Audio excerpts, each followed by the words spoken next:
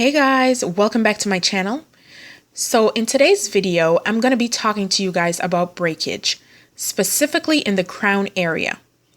Now, anyone can have breakage in the crown area. It really doesn't matter what hair type you have. Anyone can just about get breakage in this part of the head. I do believe, however, that if you have type 4 hair, especially the kind like mine that is extremely coily, I do believe that you could be more susceptible to having breakage in this part of your head. My hair I would describe as predominantly 4C. My crown area is extremely tightly coiled, extremely kinky, and so it tends to be very, very dry. And the hair in this part of my head is very fine, and so it's more prone to breakage. So I have to really give it extra TLC for it to thrive. Now, what you're looking at is a picture of my crown about, I would say, a year into my hair journey. I felt like I was doing everything right. I was following all the rules, doing everything I was supposed to do, but yet my crown was thinning, and initially I couldn't understand why. Now here is a recent shot of my crown. As you can see, it's a lot fuller, a lot healthier. You can see where my crown has recovered. I'm not going to go into great detail about this list, but here are some of the things that I did in order to maintain a healthy crown. In fact, this list has on it some of the things that you need to do to maintain healthy hair, period. The problem is I was doing all of this and more prior to my crown thinning. So I had to ask myself, what was I doing wrong? What was going on? I didn't know the answer then to that question, so I knew I had to dig deeper. So one of the first things that I did was I did a porosity test, because I knew that it was possible to have different porosity levels in different parts of your hair. And it made sense because I have multiple textures. So it is possible that with multiple textures, your hair in different parts of your head could behave differently. When I did the porosity test on my crown area, my hair sank straight to the bottom of the glass. So right then and there, I knew that my crown area was highly porous. Now, what that meant was that I was going to have to change the way I was doing things. It meant I was going to have to moisturize my hair more frequently than I was used to. It also meant that I had to pay close attention to what I was using to seal my hair.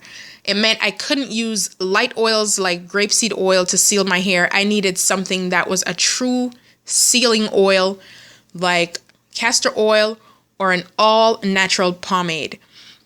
It also meant that my hair needed protein more frequently than I was giving it. And not just any old protein. It couldn't be large, bulky proteins that could easily be washed away like those found in your homemade DIY protein treatments. I needed proteins that would actually plug up the cracks that were in my hair shaft. That way I could retain moisture. Proteins such as silk amino acids and wheat protein.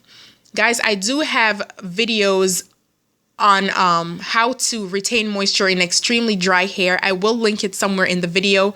Please do check those videos out when you get a chance.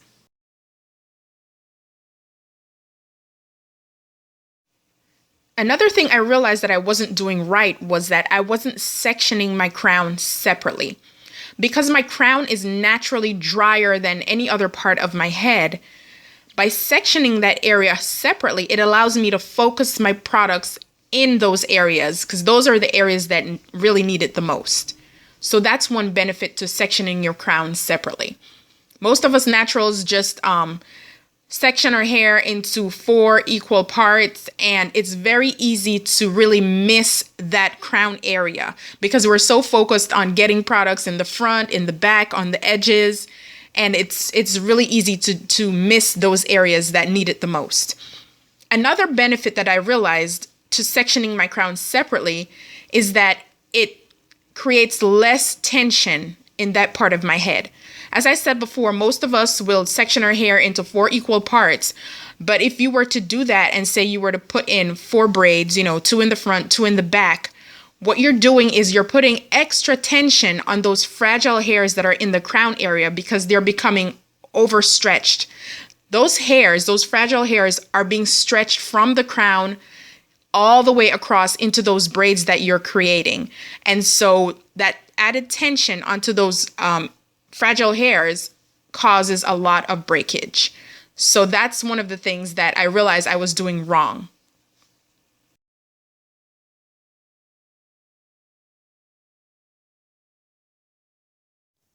Another thing that was causing damage to my crown that I didn't realize at first was the sun. Of course, you could always wear a hat or use an umbrella or maybe even put your hair in some sort of a protective style. But for those days when your hair is out and you're spending a lot of time outside, it's really important to protect your hair from the sun's harmful UV rays. Oftentimes we think about putting on sunscreen to protect our skin, but we don't think about our crown. And if you really think about it, your crown is the highest point on your head. So in reality, your crown is getting the majority of those UV rays. One of the great natural ways to block out some of those UV rays is to use red raspberry seed oil. It's an amazing oil. You could find it on Amazon or just about anywhere, really. It might be a little bit pricey, but it's a great natural way to block out UV rays. I believe it has an SPF of something like 50, and it's all natural. So it's something that you could just use. You don't have to use a lot of it, just a few drops of it, just to coat your hair, and that will block out some of the sun damage. Other alternatives include carrot seed oil and wheat germ oil. And I believe carrot seed oil has an SPF of around 40. Wheat germ has a lower SPF of about 20. I know I've seen some people, they'll use shea butter as, a way to block the sun's harmful rays. But if that's all you have, then that's fine. But shea butter is like really low in terms of SPF rating. I believe it's somewhere below 10, but it's some sort of a protection nonetheless. All right, guys, so those are some of the tips that I use to help my crown to recover. And as you can see, it has recovered quite nicely. So I know that these tips do work. So I really hope that you guys find this video super helpful. Please don't forget to like it, share it, and definitely, if you haven't already, please subscribe. And I will catch you guys in the next one. Stay awesome, bold, and chic. Bye.